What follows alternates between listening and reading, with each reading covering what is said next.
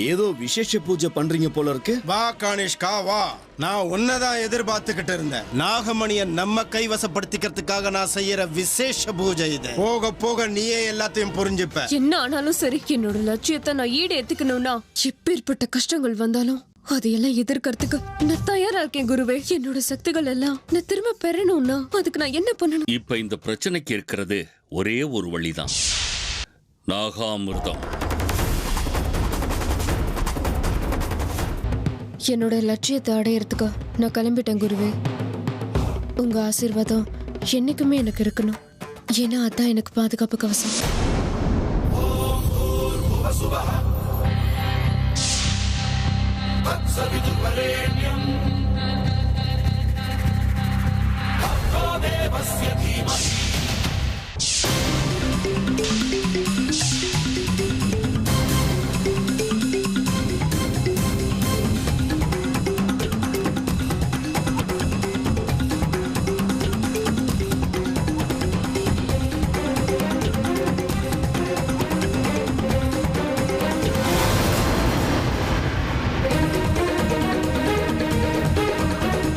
அமிர்தா எதுக்காக இங்க வந்திருக்கா? அவளுக்கு இங்க என்ன வேலை? இந்த சாமியார் எங்கேயோ பார்த்திருக்கனே, எங்க?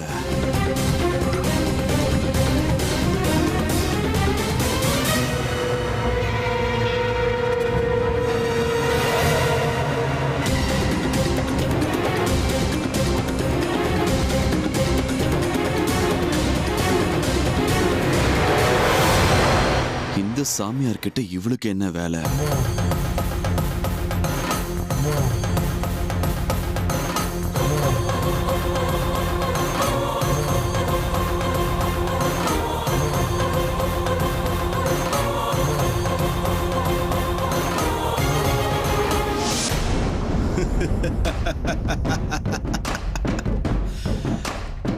நாக அமிர்தம், நாக அமிர்தம், நாகங்களுக்கு சஞ்சீவனியா இருக்கிற நாக அமிர்தம். இது இப்போ இந்த பைரவனோட கையில. ஜெய் மகாகாளி.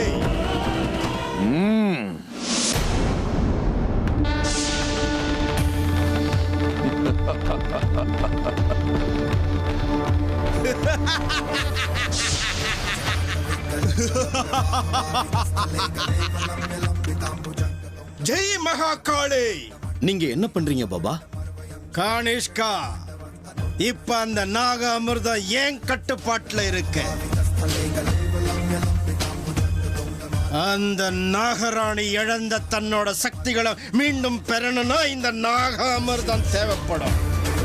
அதுக்காக அவ என்ன தேடிக்கிட்டு இந்த நாக அமிர்தத்துக்காக என் இடத்துக்கு வந்தாகணும். கானிஷ்கா, என்ன மீறி, என்னோட சக்திகளை மீறி இந்த நாக அமிர்தத்தாவை எப்படி எடுத்துட்டு போறான்னு நானும் பார்க்கிறேன்.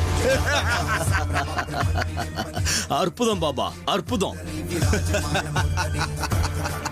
இப்ப அந்த நாகராணி நிராதரவா இருக்கா. நம்மள தேடி அவ இங்க வந்தே ஆகணும்ல. அவ இங்க வந்தே தீரணும். இதை தவிர அவளுக்கு வேற வழி இல்ல கானிஷ்கா. அவ இங்க வந்தே ஆகணும். கானிஷ்கா, இப்ப என் திறமைய பத்தியும் சக்திய பத்தியும் என்ன சொல்ற? நான் தான் அப்பவே சொல்லிட்டேனே பாபா, நீங்க என்னை விட திறமசாலி. உங்களுக்கு நிகர் நீங்களே தான். அதனால தானே நாகமணியை அடையிற போராட்டத்துல நான் உங்க கூட சேர்ந்திருக்கேன். ஜெய் மகாகாளி.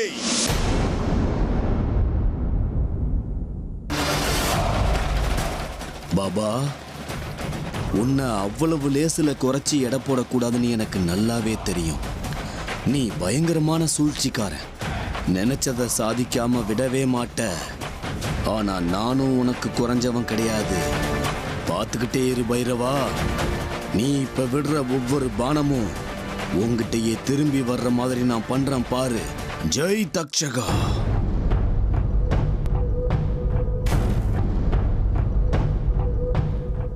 என்னப்பா ருத்ரா, ரொம்ப நாள் கழிச்சு இந்த குருவோட ஞாபகம் வந்திருக்க? என்ன விசேஷம்? அது என்கிட்ட இருந்து நீ அடைஞ்ச சக்திகளை எல்லாம் அந்த துஷ்டன் பைரவன் காலடியில போட்டுட்டு இப்ப எதுவுமே இல்லாம வந்து நிக்கிறியா?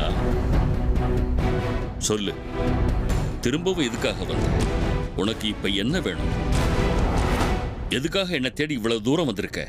ஒண்ணுல குருவே, இப்போ ஒரு பொண்ணு வந்துட்டு போனான்ல, அவளு உங்களுக்கு தெரியுமா? பழக்கமான பொண்ணா? ருத்ரா, இந்த உலகம் ரொம்ப சிறுசுப்பா. இங்க எல்லாரையும் எல்லாருக்கும் தெரியும். அதே நேரத்துல எல்லாரும் தெரியாதவங்க தான். அதெல்லாம் சரி குருவே, ஆனா அந்த பொண்ணு உங்களை எதுக்கு பார்க்க வந்தா? பார்க்கறதுக்கு ரொம்ப தெரிஞ்ச மாதிரி இருந்தது. பொழுது விடிஞ்சு பொழுது போனா ஆயிரம் ஆயிரம் பக்தர்கள் என்னை தேடி வர்றாங்க. அதுல இவளும் ஒருத்தி. அதுக்கு என்னப்பா? உங்ககிட்ட என்ன வேலை? என்ன பேச வந்திருந்தா? சில கேள்விகளுக்கு பதில் இருக்காதுப்பா ருத்ரா. பதில தேடவும் முயற்சிக்க கூடாது. அது சரி, மத்தவங்க விஷயத்தை பத்தி உனக்கு என்னப்பா அக்கறை? இல்ல குருவே, அந்த பொண்ணு உங்களை எதுக்கு தேடி வந்தான்னு நீங்க சொல்லி ஆகணும். சொல்றேன். அந்த பொண்ணு தன்னோட குடும்பத்துல என்னென்னமோ பிரச்சனைகள் வந்துகிட்டு இருக்கு, இனிமே எந்த பிரச்சனைகளும் வரக்கூடாதுன்னு ஆசீர்வாதம் வாங்கிட்டு போக வந்தா. நான் ஆசீர்வாதம் பண்ணேன். இல்ல குருவே, நீங்க என்கிட்ட போய் சொல்றீங்க. அவ வேற ஏதோ எண்ணத்தோட தான் இங்க வந்திருக்கான்னு என் மனசு சொல்லுத. இதோ பாருப்பா ருத்ரா, அடுத்தவங்க விஷயத்தை பத்தி உன்கிட்ட பொய் சொல்லி எனக்கு எந்த பிரயோஜனமும் இல்லை, இல்லையா? இங்க பாருப்பா ருத்ரா, அந்த பொண்ணோட விஷயத்துல நீ எதுக்கு இந்த அளவு குழம்பிக்கிட்டு இருக்க? அதுதான் எனக்கு புரியல. இப்பவும் சொல்றேன், நான் சொன்னது உண்மை. அவ குடும்பத்துல இருக்கிற எல்லா பிரச்சனைகளும் நல்லபடியா தீரணும், அவ குடும்பத்துல அமைதியும் நிம்மதியும் இருக்கணுங்கிறதுக்காக என்கிட்ட ஆசீர்வாதம் வாங்கிட்டு போகத்தான் வந்தா. போதுமா? இல்ல வேற ஏதாவது தெரிஞ்சுக்கணுமா? இல்ல குருவே, அவ்வளவுதான். அப்ப நான் கிளம்புறேன். ஆசீர்வாதம் பண்ணுங்க. ஓம் நம சிவாய. போயிட்டு வா, நல்லதே நடக்கும்.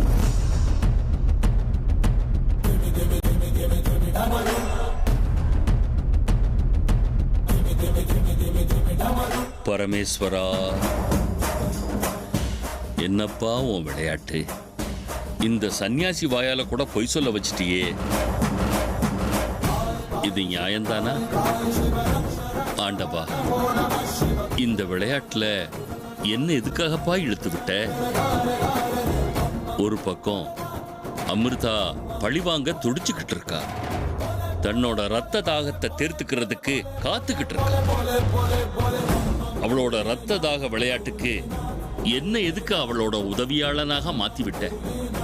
ஆண்டவா, உன்னோட விருப்பம்தான் என்ன?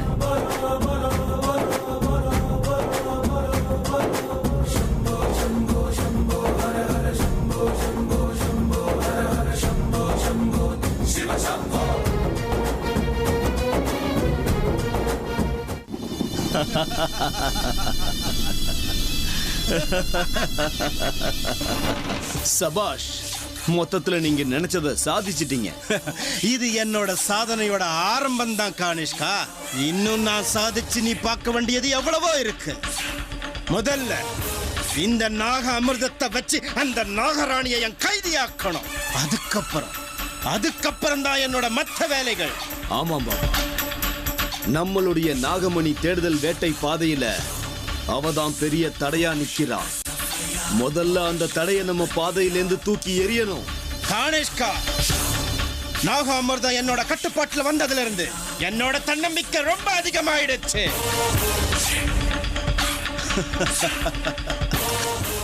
நாகலோகத்திலிருந்து நான் வசப்படுத்திக்க வேண்டிய சக்திகள், வித்தைகள் ஏதாவது இருக்கா கானிஷ்கா?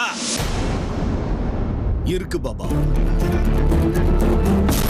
அது ஒண்ணு இருந்தா இந்த மொத்த பிரபஞ்சமும் நம்ம காலடிக்கு வந்த மாதிரி. நாகலோகத்து எல்லா வித்தைகளும் நம்ம கட்டுப்பாட்டுல இருக்கும். அது என்ன கானிஷ்கா? அது என்னது? நாக புஷ்பம்.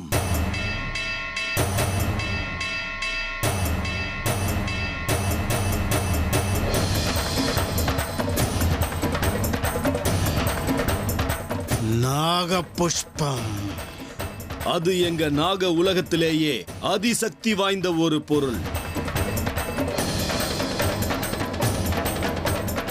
அது அபூர்வமான சக்திகள் உடைய பூ பாபா.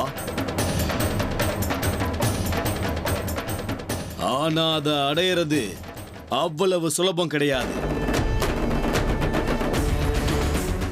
அதுக்கு ரொம்ப கடினமான தவங்கள் எல்லாம் நீங்க செய்ய வேண்டியிருக்கும்.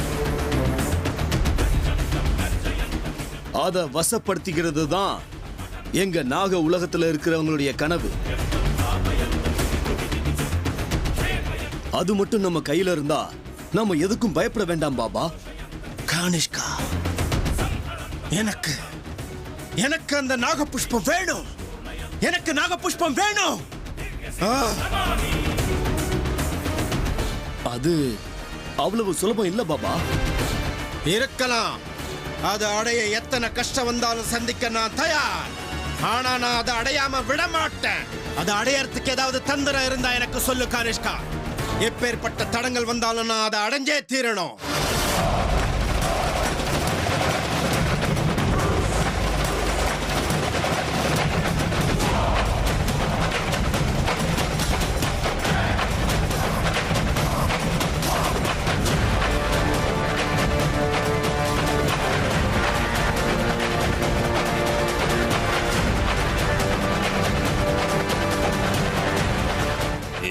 முட்டாள், என்ன காரியம் பண்ற? வைரவ மாதிரி ஒரு துஷ்டன் கிட்ட, சுயநலக்காரன் கிட்ட உன் உலகத்து ரகசியத்தை சொல்றியா? ஒருவேளை நாகபுஷ்பம் பைரவன் கையில போய் சேர்ந்துட்டா அதுக்கப்புறம் ஏற்படக்கூடிய விளைவுகள் பத்தி யோசிச்சு பாத்தியா? எப்பேற்பட்ட காரியத்தை செய்ய துணிஞ்சிட்ட கானிஷ்கா. அந்த நாகபுஷ்பம் மட்டும் பைரவன் கைக்கு போய் சேர்ந்துருச்சு, அதுக்கப்புறம் உன்னுடைய பாதை கடினமாயிடுமே அமிர்தா. பரமேஸ்வரா, என்னப்பா செய்ய பாக்குற நீ?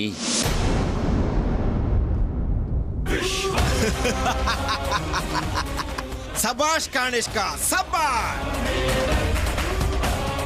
இனிமே அந்த நாக புஷ்பம் இந்த பைரவனோட சொத்தாக போறத நீ பார்க்க போற. ஜெய் மகாகாளி. ஆனா ஒரு விஷயம் பாபா, நாக புஷ்பத்தை அந்தி சாஞ்சதுக்கு அப்புறம் தான் அடைய முடியும். அதுக்கான பூஜை முடிகிற வரைக்கும் வேற எந்த விதமான பூஜையும் பண்ண முடியாது. ஒருவேளை அந்த பூஜைக்கு பங்கம் ஏற்பட்டா நாக புஷ்பம் உங்க கைக்கு வந்து சேராது, ஞாபகம் இருக்கட்டும். நீ கவலைப்படாத கானிஷ்கா. பூஜையில எந்த பங்கமும் வராத அளவுக்கு நான் பார்த்துக்கிறேன். கானிஷ்கா, ஆனா ஒரு விஷயம், நாகபுஷ்பம் எப்படி இருக்கும்னு நான் பார்க்கணுமே. அது முடியுமா? நீ அதை எனக்கு காட்டுறியா? நிச்சயமா பாபா. ஜெய் தக்ஷகா.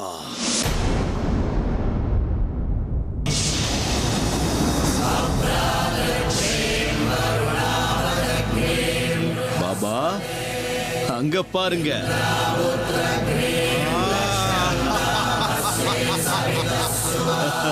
அற்புதம், ரொம்ப பிரமாதம். சபாஷ் கானிஷ்கா, ரொம்ப அற்புதமா இருக்கு இந்த நாகபுஷ்பம். ஜெய் மகாகாளி.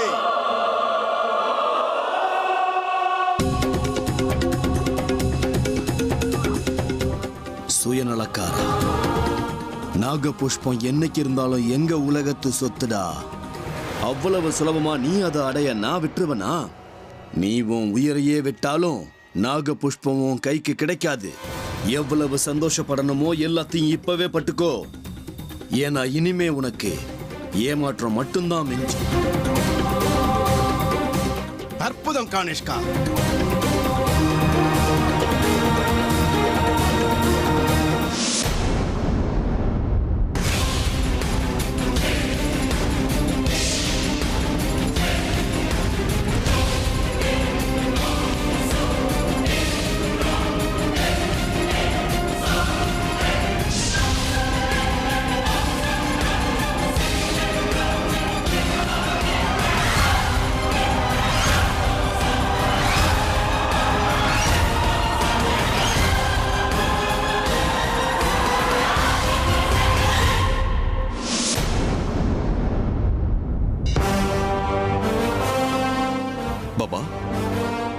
வா ருத்ரா வா.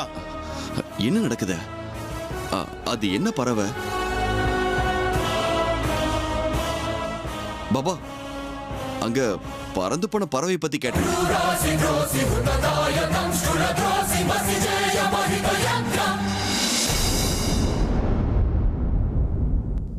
இது ரொம்ப எல்லையை மீறி போய்கிட்டு இருக்கு. பாட்டி, இப்ப என்ன ஆச்சு? நீங்க இவ்வளவு கோவப்படுறீங்க? இன்னும் என்ன ஆகணும் அர்ஜுன்?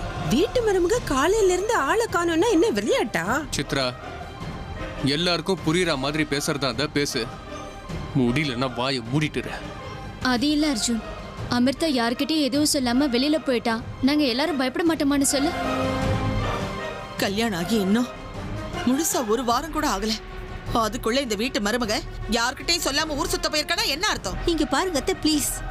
அமிர்தா காரணம் இல்லாம எந்த காரியத்தையும் செய்ய மாட்டாங்கிற நம்பிக்கை எனக்கு இருக்கு. ஆமா பாட்டி, என் அமிர்தா மேல எனக்கும் நம்பிக்கை இருக்கு. ரொம்ப சந்தோஷம். உங்க நம்பிக்கையை உங்களோடவே வச்சுக்கோங்க. இது இந்த வீட்டோட மான மரியாதை பிரச்சனை. புதுசா கல்யாணமாகி வீட்டுக்கு வந்த மருமக யார்கிட்டயும் சொல்லாம ஊர் சுத்த போனான்னா என்ன அர்த்தம்?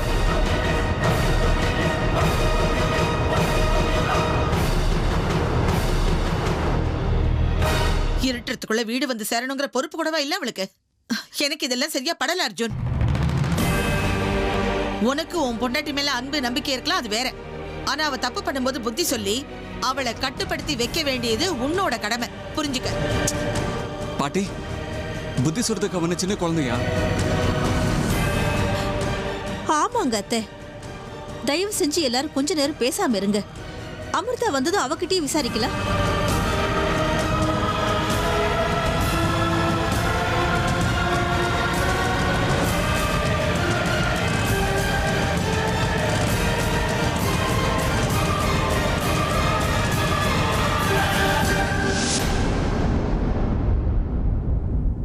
ஏன் எல்லாரும் இப்படி நிக்கிறீங்க?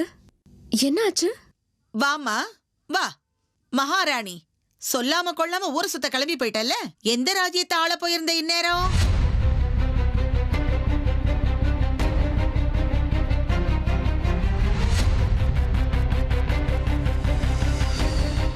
உங்க எல்லாரோட மனசுலயும் என்னென்ன கேள்விகள் இருக்குன்னு எனக்கு தெரியும் பாட்டி. இந்த வீட்டுக்கு நான் ஒரு பிரச்சனையா இருப்பேனோன்னு நீங்க எல்லாரும் பயப்படுறீங்கன்னு யூகிக்க முடியுது.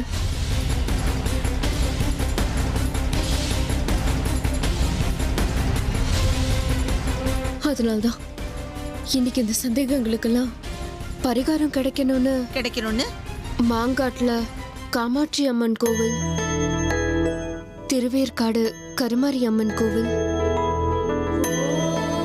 மயிலாப்பூர் கோலவிழி அம்மன், மேல்மருவத்தூர் ஆதிபராசக்தி அம்மன், முண்டக்கண்ணி அம்மன் கோவில்னு எல்லா கோவிலுக்கும் போய் 5 சுமங்கலிகளுக்கு தாம்பூலத்தை கொடுத்து ஆசீர்வாதம் வாங்கியிருக்கேன்.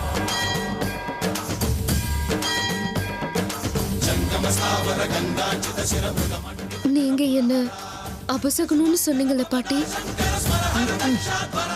அப்படி ஒரு தோஷம் எனக்கு நிஜமாவே இருந்தா அதெல்லாம் நிவர்த்தி ஆகட்டும் தான் தோஷ பரிகார ஹோமம் செஞ்சுட்டு வந்திருக்கேன்.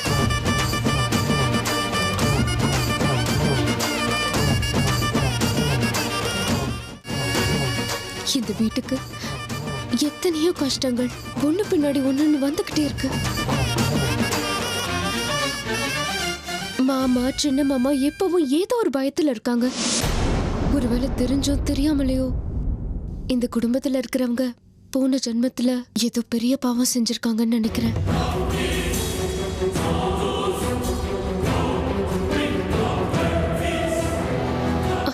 அப்படின்னு குருக்கள் சொல்லிட்டு இருந்தாரு. அப்படி ஏதாவது இருந்தா பரிகாரம் பண்ணி இந்த குடும்பத்தை பிடிச்ச தோஷம்லாம் விலகி போகணும்னு அந்த 5 தெய்வத்துக்கும் வேண்டிக்கிட்டு வேண்டுதல் நிறைவேற்றிட்டு வந்திருக்கேன் பாட்டி. என் புருஷன் வீட்டுல இருக்கிறவங்களுக்கு சுகம், சந்தோஷம், நிம்மதி எல்லாமே கிடைக்கணும்னு சாந்தி ஹோமம் பண்ணிட்டு வந்திருக்கேன். பாத்தீங்களா பாட்டி, இவ்வளவு நேரம் அமிர்தாவா வாய்க்கு வந்தபடிலாம் பேசுனீங்க. நம்ம குடும்பத்துக்காக அவங்க எப்படி துடிக்கிறாங்கன்னு பாருங்க